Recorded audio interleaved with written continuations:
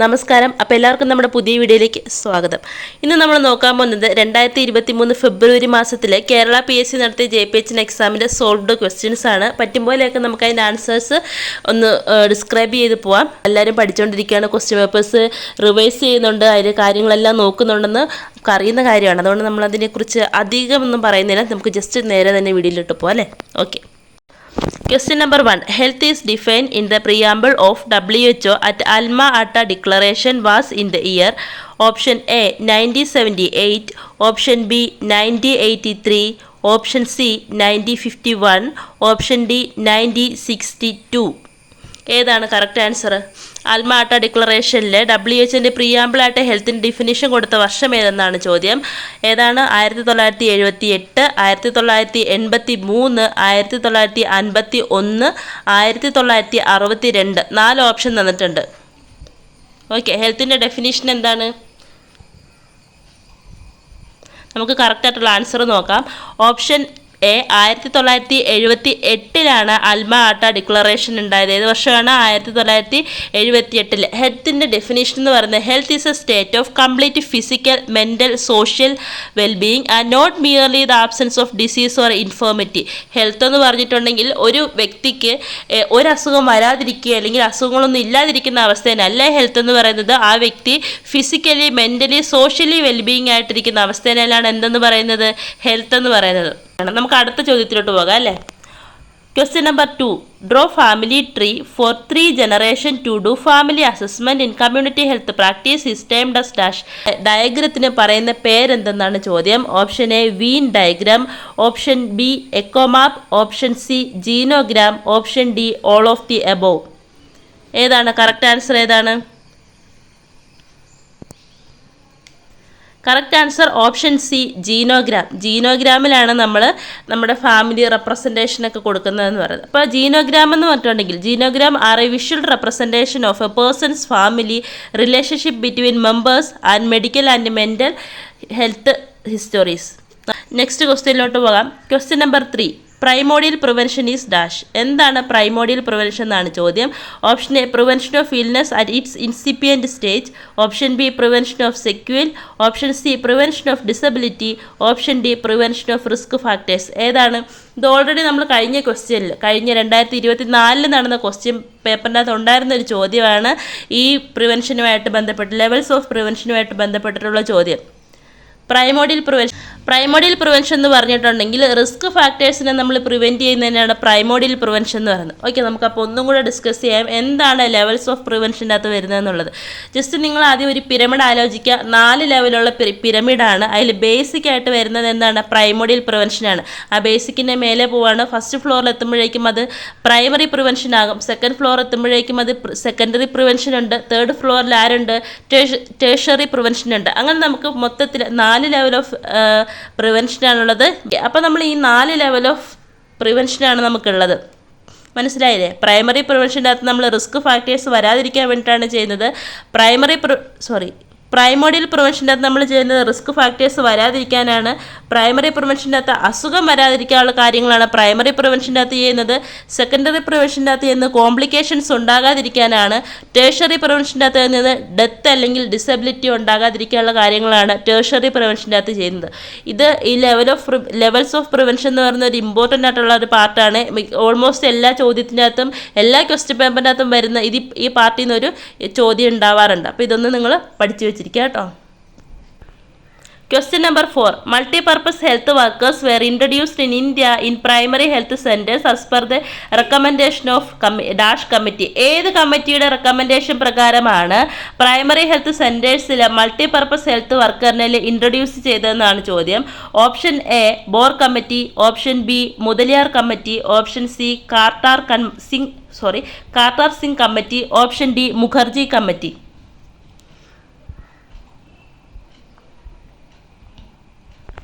നമുക്ക് ആൻസറിലോട്ട് പോകാം. Correct answer option C Kartar Singh committee.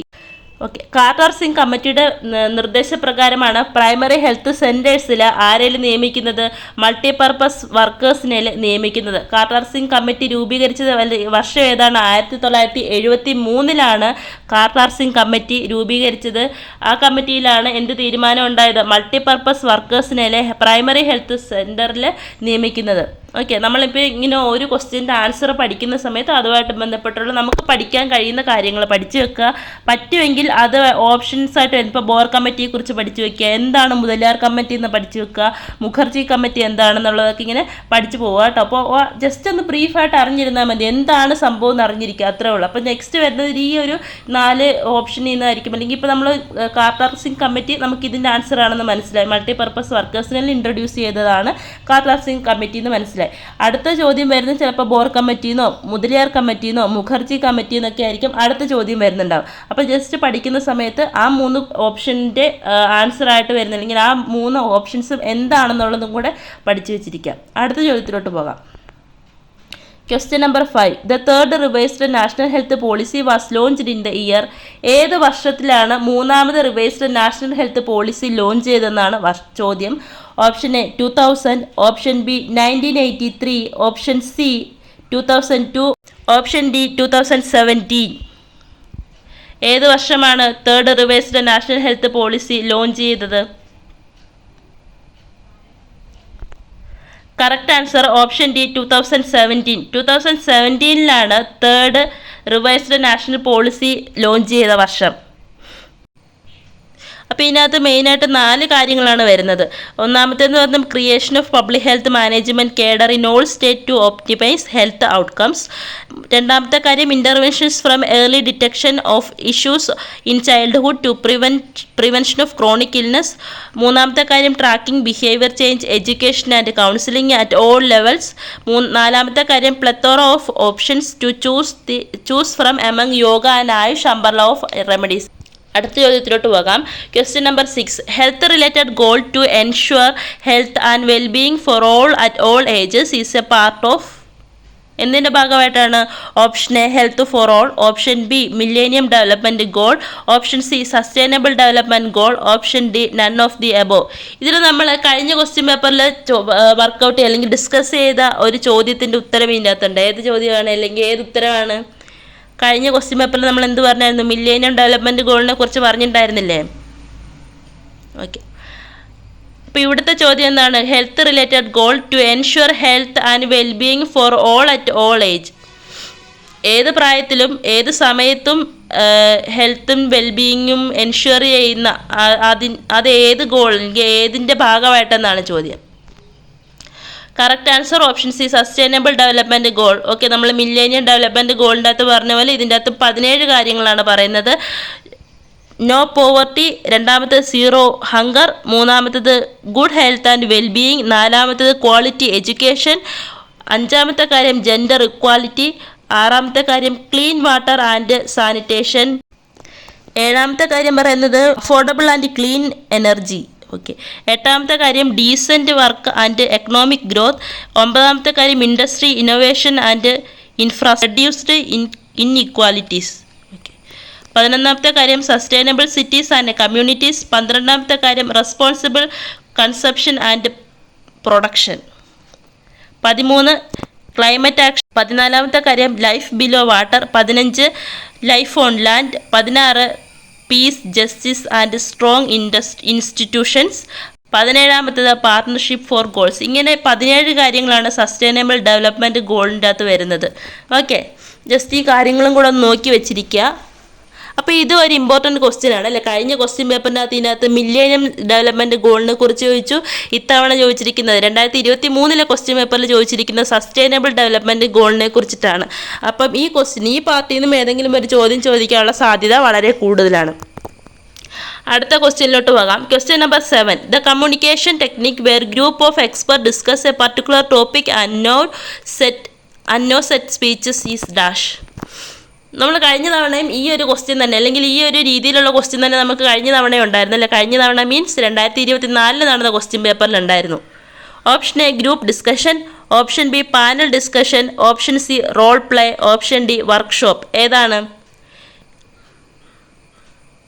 ഒരു ഗ്രൂപ്പ് ഓഫ് എക്സ്പേർട്ട് ഫ്രണ്ടിൽ ഇരുന്നിട്ട് സംസാരിക്കുകയാണ് ഒരു ഹെൽത്ത് സംബന്ധമായ ഒരു വിഷയത്തിനെ കുറിച്ച് അല്ലെങ്കിൽ ഏതെങ്കിലും ഒരു വിഷയത്തിനെ കുറിച്ച് ഒരു ഗ്രൂപ്പ് ഓഫ് ആളുകൾ നിരന്നിരുന്ന് സംസാരിക്കുന്ന അതിനെ പറയുന്ന പേരെന്തെന്നാണ് ചോദ്യം.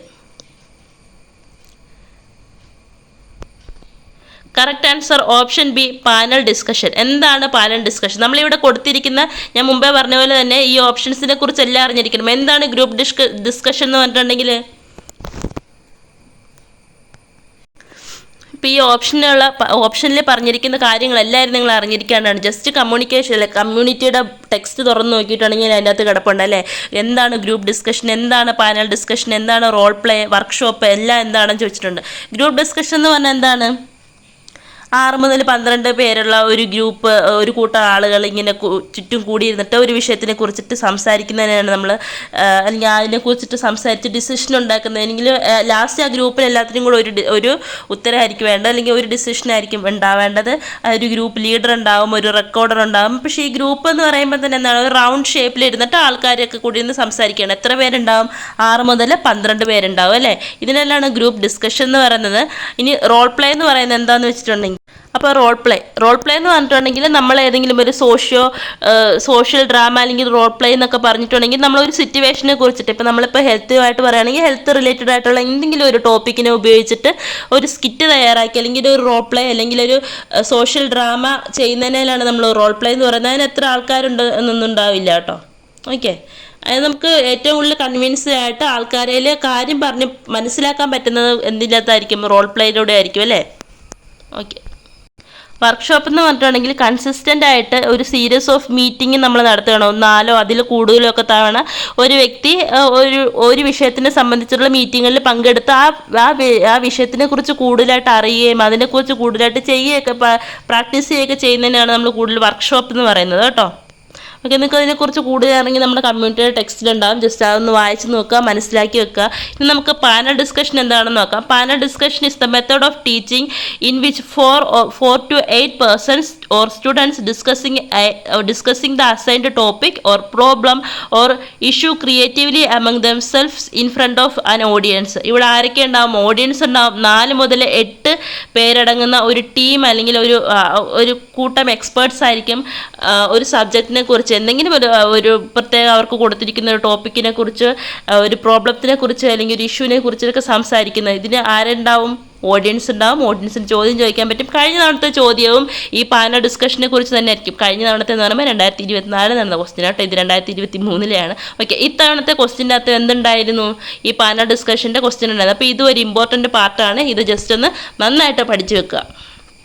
നമുക്ക് അടുത്ത ചോദ്യത്തിലോട്ട് പോകാം. Question number 8. Reducing prevalence of preventable blindness 2 is the goal declared in the program of Right to Sight National Program for Control of Blindness and Visual Impairment in 2017. Option A 3.7%, option B 0.3%, option C 30%, option D 0 prevalence. 2017 നടന്ന right to sight national programme, അതിൻ്റെ മെയിനായിട്ടുള്ളത് preventable ബ്ലൈൻഡ്നെസ്സിൻ്റെ prevalence കുറയ്ക്കുക എന്നുള്ളതാണ്. എത്ര ശതമാനം prevalence കുറയ്ക്കുക എന്നുള്ളതായിരുന്നു, അല്ലെങ്കിൽ പ്രിവെൻറ്റബിൾ ബ്ലൈൻഡ്നെസ്സിൻ്റെ പ്രിവലൻസ് എത്ര ശതമാനം കുറയ്ക്കുക എന്നുള്ളതാണ് ചോദ്യം. പ്രിവെൻറ്റബിൾ ബ്ലൈൻഡ്നെസ്സിൻ്റെ പ്രിവലൻസ് 0.3% വരെ കുറയ്ക്കുക എന്നതായിരുന്നു 2017 നടന്ന ബ്ലൈൻഡ്നെസ് പ്രോഗ്രാമിൻ്റെ ലക്ഷ്യം എന്ന് പറയുന്നത്. ഈ national programme for control of blindness was launched in the year, ഏത് വർഷമാണ്? 1976 as a 100% centrally sponsored scheme with the goal to reduce the prevalence of blindness from 1.4% to 0.3%. Okay, നമുക്ക് അടുത്ത ചോദ്യത്തിലോട്ട് പോകാം. Question number 9. Components of communication process include. Okay, ഇത് നമ്മൾ ഈ വർഷം നടന്ന 2024 നടന്ന വർഷത്തിലെ ചോദ്യത്തിനകത്തും ഇതുണ്ടായിരുന്നു. Components of communication process. Okay, അതിൻ്റെ അകത്ത് കറക്റ്റായിട്ടുള്ള പ്രോസസ്സ് ഏതാണെന്ന് സെലക്ട് ചെയ്യാനായിരുന്നു. ഇതിൻ്റെ അകത്ത് കമ്പോണൻസ് ഏതൊക്കെയാണെന്നാണ് ചോദ്യം. Option A sender, option B channel, option C information, option D all of the above. Correct answer option D all of the above. മുകളിൽ കൊടുത്തിരിക്കുന്ന എല്ലാം എന്താണ്? കമ്മ്യൂണിക്കേഷൻ പ്രോസസ്സിൻ്റെ കമ്പോണൻസ് ആണ്. താഴെ കൊടുത്തിട്ടുണ്ട്. ഇത് നമ്മൾ ഈ ഒരു പാറ്റേണിൽ തന്നെ ഫ്ലോപ്പ് ചാർട്ട് പോലെ പഠിച്ചു വെച്ചിരിക്കുക. ഇതിനകത്ത് ഒരു സെൻറ്റർ വേണം, മെസ്സേജ് വേണം, മീഡിയം വേണം, റിസീവർ വേണം. റിസീവർ എന്ത് കൊടുക്കണം? സെൻറ്ററിന് കറക്റ്റായിട്ടുള്ള ഫീഡ്ബാക്ക് കൊടുത്തെങ്കിൽ മാത്രമേ ആ കമ്മ്യൂണിക്കേഷൻ എഫക്റ്റീവ് കമ്മ്യൂണിക്കേഷൻ ആവുള്ളൂ, സക്സസ്ഫുൾ ആവുള്ളൂ. ഓക്കെ, നമ്മൾ ഇത് ഈ ഒരു രീതിയിൽ തന്നെ പഠിച്ചു വെച്ചിരിക്കുക. എന്തൊക്കെ വേണം? ഒരു സെൻറ്റർ ഉണ്ടാവണം, മെസ്സേജ് ഉണ്ടാവണം, മീഡിയം ഉണ്ടാകണം, ആ മീഡിയത്തിലൂടെ നിന്ന് മെസ്സേജ് സ്വീകരിക്കാൻ അവിടെ ഒരു റിസീവർ ഉണ്ടായിരിക്കണം. ആ റിസീവർ കറക്റ്റായിട്ടുള്ള തന്നെ എന്ത് കൊടുത്തിരിക്കണം? ഫീഡ്ബാക്ക് കൊടുത്തെങ്കിൽ മാത്രമേ ആ കമ്മ്യൂണിക്കേഷൻ പ്രോസസ്സ് സക്സസ്ഫുൾ ആവുള്ളൂ. ഓക്കെ, അപ്പം ഇത്രയാണ്, ഈ 5 കാര്യങ്ങളാണ് കമ്മ്യൂണിക്കേഷൻ്റെ കമ്പോണൻസ് എന്ന് പറയുന്നത്. ഓക്കെ, നമുക്കിനി അടുത്ത ചോദ്യത്തിലോട്ട് പോകാം. Question number 10. The topmost agency in Union Government of framing health policy, Planning Commission was renamed as. Planning കമ്മീഷൻ്റെ പേര് മാറ്റി എന്താണ് ആക്കിയെന്നാണ് ചോദ്യം. Option A NITI Aayog, option D director general of health service DGHS, option C registrar general of India, option D central council of health. എന്താണ് planning കമ്മീഷൻ്റെ പേര് മാറ്റി എന്താണ് ആക്കിയത്? നീതി ആയോഗ് എന്നാണ് ഓപ്ഷൻ എ. ഓപ്ഷൻ എ ആണ് കറക്റ്റ് ആൻസർ. പ്ലാനിംഗ് കമ്മിറ്റിയുടെ പേര് മാറ്റി എന്തെന്നാക്കിയത്? നീതി ആയോഗ് എന്നാക്കി മാറ്റി. നെക്സ്റ്റ് ക്വസ്റ്റ്യൻ നോക്കാം. Question number 11. Dash was A shift in strategy adopted under family planning programme to reduce the emphasis on targets. ടാർഗറ്റ്സിനെ റെഡ്യൂസ് ചെയ്യാൻ വേണ്ടിയിട്ട് നമ്മൾ ആ ഫാമിലി പ്ലാനിംഗ് പ്രോഗ്രാമിൽ അഡോപ്റ്റ് ചെയ്ത സ്ട്രാറ്റജി ഏതെന്നാണ് ചോദ്യം. Option A community need assessment approach, option B regularity approach, option C clinic approach, option D social marketing approach. Correct answer option A community need assessment approach. ചോദ്യം question number 12. Dash is the required skill in counseling which is a helping process to explore reality of clients to make choices and decisions. Option A moralizing, option B sympathy, option C empathy, option D labeling. ചോദ്യം ഇതാണ്, നമ്മൾ counselling കൊടുക്കുന്ന സമയത്ത് വേണ്ടുന്ന required ആയിട്ടുള്ള skill ഏതെന്നാണ് ചോദ്യം. Okay, correct answer ഏതാണെന്ന് നോക്കാം.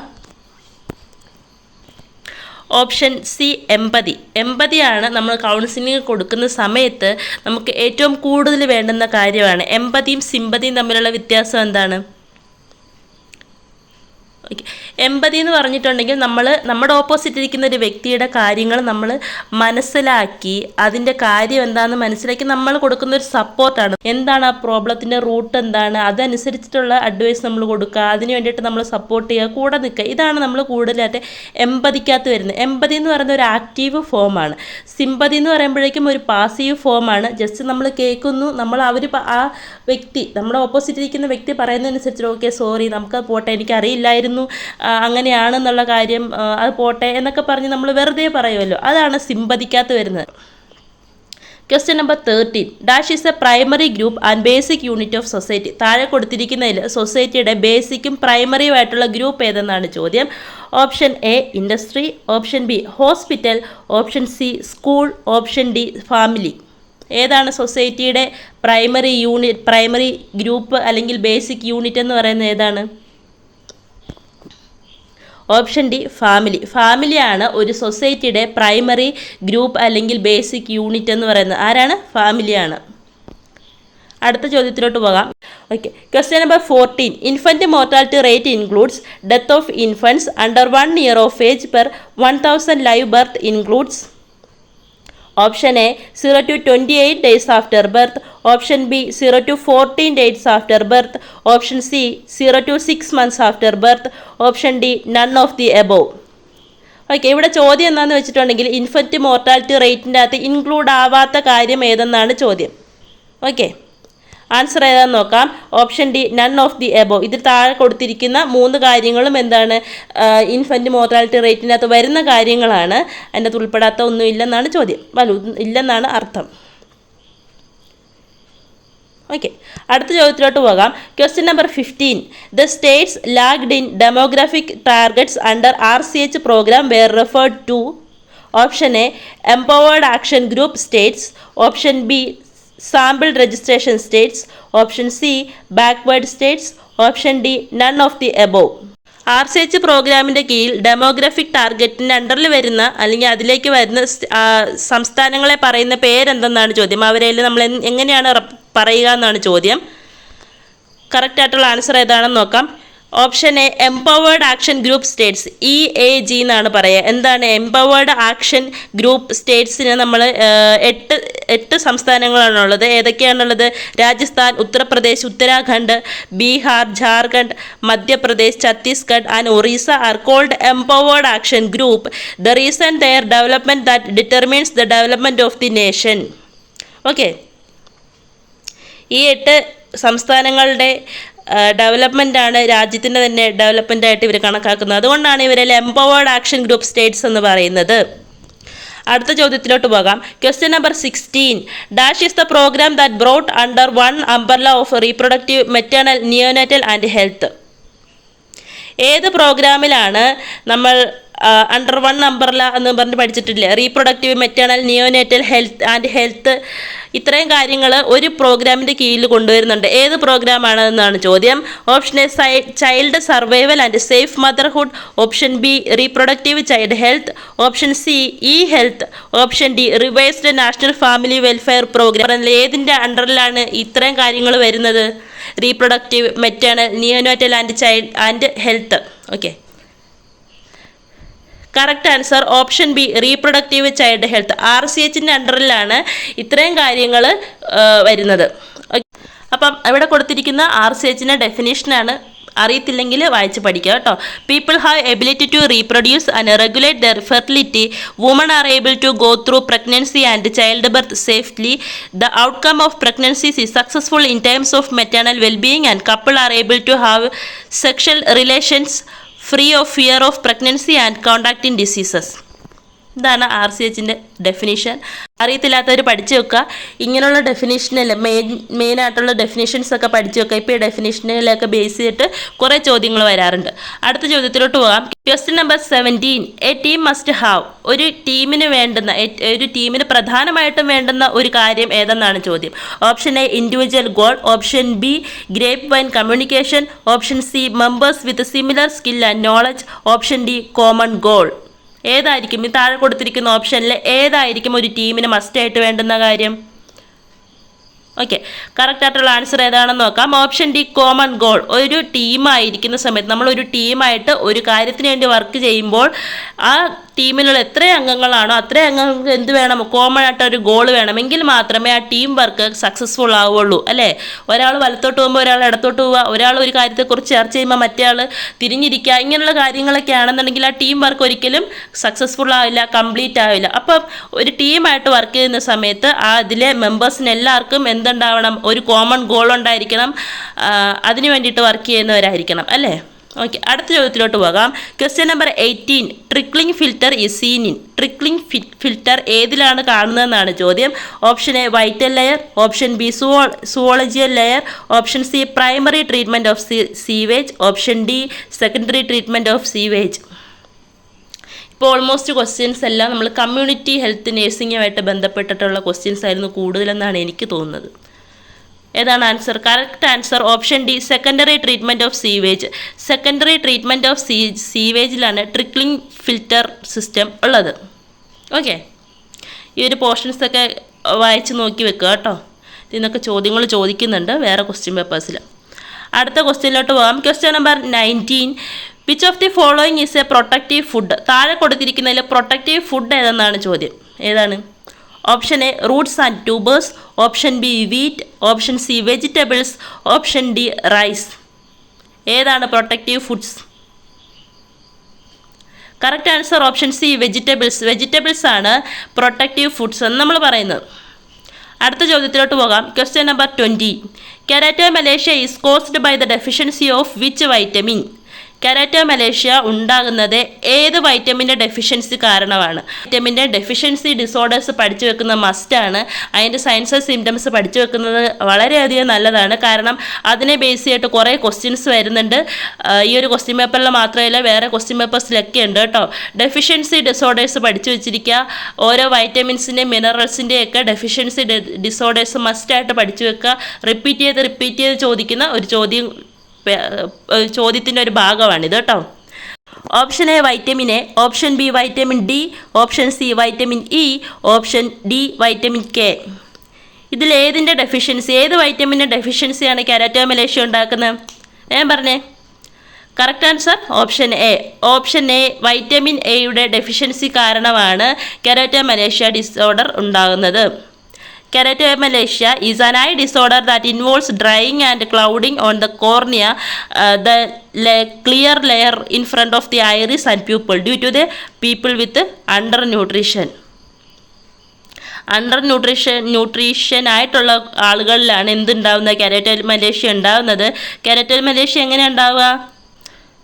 നമ്മുടെ ഐറിസിൻ്റെയും പ്യൂപ്പിളിൻ്റെയും ഫ്രണ്ട് ലെയർ ക്ലിയർ ആയിട്ടിരിക്കുന്ന ഭാഗം ഉണ്ടല്ലോ, ആ ക്ലിയർ ലെയറിലായിട്ട് ഡ്രൈ ആയിട്ട് ക്ലൗഡിങ് പോലെ, മറ്റേ ഇങ്ങനെ കാണാൻ പറ്റാത്ത ഇങ്ങനെ ഈ മേഘത്തിൻ്റെ മറയൊക്കെ വന്നിരിക്കില്ല, ആ ഒരു ലെയർ പോലെ ഉണ്ടാവും ഡ്രൈ ആയിട്ട്. അതിനെയാണ് നമ്മൾ കെരാറ്റോമലേഷ്യൻ്റെ, അങ്ങനെ ആയിരിക്കും അപ്പിയറൻസ്, അങ്ങനെയാണ് കേട്ടോ.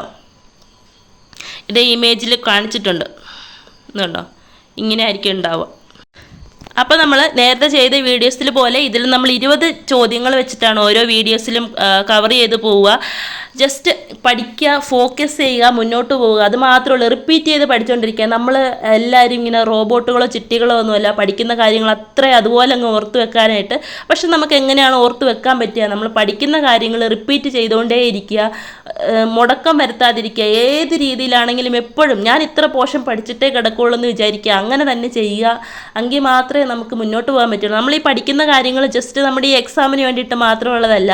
ഈ എക്സാം എഴുതി ജോലി കയറി കഴിഞ്ഞതിന് ശേഷവും നമ്മൾ റിട്ടയർ ചെയ്യുന്ന ആ നിമിഷം വരെ നമുക്ക് ഉപയോഗമുള്ള കാര്യങ്ങളാണ്. അല്ലെങ്കിൽ നമ്മളെ എത്ര കാലം ജീവിക്കുന്നു അത്രയും കാലം നമുക്ക് ഉപയോഗിക്കാൻ പറ്റുന്ന രീതിയിലുള്ള കാര്യങ്ങളാണ് നമ്മൾ ഈ പഠിക്കുന്നതൊക്കെ. അപ്പോൾ നമ്മൾ അത്രയും തറവായിട്ട് പഠിക്കുക, അത്രയും എഫേർട്ട് ഇട്ട് വേണ്ടി പഠിക്കുക കേട്ടോ.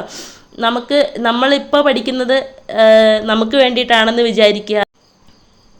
ഓക്കെ, അപ്പോൾ നിങ്ങൾ മാക്സിമം പഠിക്കുക, ഫോക്കസ് ചെയ്യുക, റിപ്പീറ്റ് ചെയ്യുക, ക്വസ്റ്റ്യൻ പേപ്പേഴ്സ് ചെയ്യുക. പഠിക്കാൻ മടി ചില സമയം നമുക്ക് എപ്പോഴും ഒരേപോലെ ഇരുന്ന് പഠിക്കാൻ പറ്റുന്നുണ്ടാവില്ല. പഠിക്കാൻ മടിയുള്ള സമയത്തേക്ക് വെറുതെ ഏതെങ്കിലും ഒരു പോർഷനൊക്കെ എടുത്തിട്ട് വെറുതെ ഇരുന്നങ്ങ് വായിക്കുക. അത്രയോ ചെയ്താൽ മതി കേട്ടോ. മടിയാണ് അല്ലെ നാളെ തുടങ്ങാമെന്നും പറഞ്ഞിട്ട് ഒന്നും നാളത്തേക്ക് മാറ്റി വെക്കണ്ട. ഇപ്പോഴേ തുടങ്ങുക. ഇന്ന് ഇത്ര പോർഷൻ പഠിക്കും, ഞാൻ ഇത് പഠിച്ചിട്ടേ കിടക്കുള്ളൂ എന്ന് വിചാരിക്കുക. പഠിക്കാൻ അത്ര കോൺസെൻട്രേറ്റ് ചെയ്യാൻ ചിലപ്പോൾ നമുക്ക് പറ്റിയില്ലെങ്കിൽ വായിച്ചുകൊണ്ടേ ഇരിക്കുക. അത്ര മതി. നമ്മളെക്കൊണ്ട് പറ്റും, നമുക്ക് ജയിക്കാം. ഓക്കെ, അപ്പം ഇതുവരെ ഈ വീഡിയോ കണ്ട എല്ലാവർക്കും നന്ദി. മനസ്സിലായെന്ന് വിചാരിക്കുന്നു. അപ്പോൾ അടുത്ത വീഡിയോ ആയിട്ട് വേഗം വരാം. Thank you.